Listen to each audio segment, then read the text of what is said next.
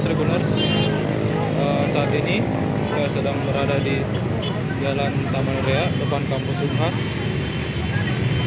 Seperti Tribuners lihat, saat ini sedang terjadi aksi massa demonstrasi oleh teman-teman dari mahasiswa Unhas menolak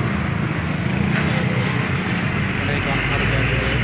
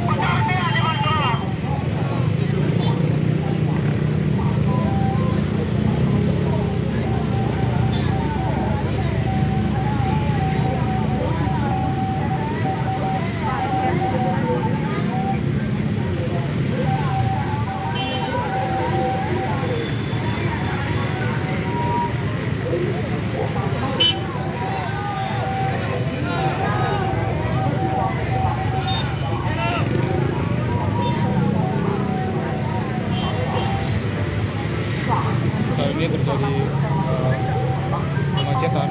Terlihat beberapa kendaraan sudah mengular di jalan tikus dan Tegal.